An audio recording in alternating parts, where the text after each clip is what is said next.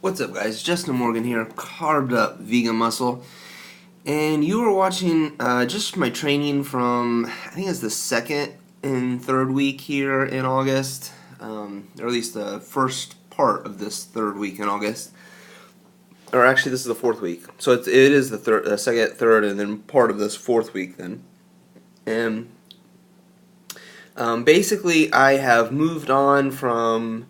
Um, I was doing the TENS phase in the Louisiana State University Shreveport weightlifting program by Kyle Pierce. And I am still doing that same program. I've done it several times now. I think this is my third time through. This time I've actually done it, kind of a modified version of it before in powerlifting. But since I transitioned into weightlifting, I thought that it would be an excellent thing to add in. So as I moved into doing my fives and threes phase on that, I decided to do something a little bit different this third time through. I'm running the Russian squat program, or Russian squat routine is sometimes called, and just for my squat and my overhead press. And I'm doing a little bit different. I'm doing the master's version of it, and the reason I'm doing that is because, well, I actually am a master's lifter, but more than that, I'm doing it because it fits in with the Louisiana State University Shreveport program that way. So I just, for my squatting, I just do the first part of the week is a kind of higher volume day, and then the second part of the week is a kind of like an active recovery. It's still a lot of work because you do 6 sets of 2 at 80%. So it shouldn't be too taxing, which it hasn't been, but I'm just starting it, so we'll see. I've done it before. It's pretty intense. Just for those sessions, you end up pretty beat up. One thing I've noticed since I started weightlifting, though, is that I have actually seen some muscle growth in some areas that I didn't necessarily expect. From like powerlifting, strongman, all these things I do, I never really did them expecting to see just muscle growth or notice muscle growth. I expected to grow muscle, of course, to improve my lifts, but just aesthetics weren't necessarily my purpose. But for weightlifting, I think it seems to be going really well. I've noticed some growth in my traps when I see myself in the morning when I wake up. So that's pretty nice.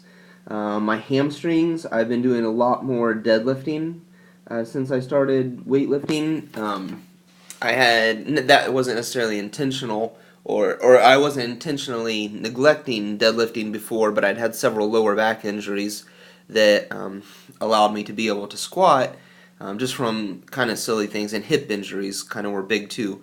Some of it wasn't even lifting related. Like I was in a car accident last year, and that kind of messed up my hips a little bit. But things are going really well right now. I'm able to do quite a bit of lifting, and I have no real pain right now from deadlifting or anything like that. I'm doing really well. So because of that, I'm doing a lot of these high pulls that you're seeing right now. Well, not a lot of them. One day a week I do high pulls, and then one day a week I do regular deadlift, and then a third day in the week I do. Well, actually, it's not even a regular deadlift. Since I've started running, I haven't done it yet. So since I started running the Russian squat routine, though, it's so intense that I didn't want to put a lot of extra stress on my lower back. So I am doing the Russian squat routine for deadlift, but I'm doing it off blocks. So I'm going to start with the deadlift right below my knee, and then just pull from there. And I'm only going to use my regular deadlift percentages, so it'll be mostly there to train the lift, maybe a little bit of hypertrophy, but it'll be a lot less stressful on my body that way. And so it should allow me to, do the squat, train it pretty hard, and then not interfere with the Olympic lifts as much, since the goal of Olympic weightlifting is to snatch, clean, and jerk the most weight possible. I don't really want to do so much deadlifting and some of these other movements that I end up unable to progress in the lifts that I actually care about. Now what you're seeing here, I actually, this was kind of like a modified block that I set up to do these lifts with. After this, I broke through this and I was off work the next few days. And I'm not sure if I'll have a video of it in here or not, but I actually made some weightlifting blocks, like real weightlifting blocks. They're quite a bit bigger than what I realized they would end up being. Well, I mean, I designed them to be 4 foot by 2 feet, and that's, you know, how big they are, but I didn't realize that was so much bigger than most weightlifting blocks were going to be. But the design that I used, I kind of just got it off the internet. I didn't, I think it's from the Catalyst Athletics boxes for weightlifting. I didn't like take their exact dimensions, obviously, or do anything. I just kind of looked at the design and said, okay, that's kind of what I need to do to make some blocks. So I basically used that. I just went down to Home Depot. It took me about 12 hours of work to completely finish the blocks. Hopefully I'll have a video of those in here, but they ended up turning out really well. I'm pleased with them. They're just massive and really heavy, so I get a little bit of a workout just kind of moving the things around. So I think the last video I made, I mentioned that I was going to plan on doing the Ohio State meet, which was actually this past weekend, and I did not do it. I had planned to do it. It was with the gym that I'm training out of right now, the Dirty Gym, and I'm really enjoying training with the team on Saturdays. I don't have any footage of that in here. I'll have to take my iPad down there one day and actually record some of the lifts with the team. But the meet actually sold out pretty quickly, and it was completely full when I actually went to register for the meet. The team coach actually contacted me and said, hey, if you're going to do the meet, you really need to get in there and sign up. So within minutes of him sending me that message, I went and tried to sign up, and it was done. There was no spots left. So the meet director actually contacted me because I got on a waiting list, and he contacted me just a few days before the meet and said that if I was still interested, he was going to open up some spots for people in my weight class. So I decided not to do that, though, just because I didn't want to be rushed and kind of put extra stress or anything on me for my first meet. I kind of wanted to go in planned and casual and just make it as positive of an experience as possible. So this lifter you're seeing right here, cleans from the hip, is actually why I decided to make the blocks.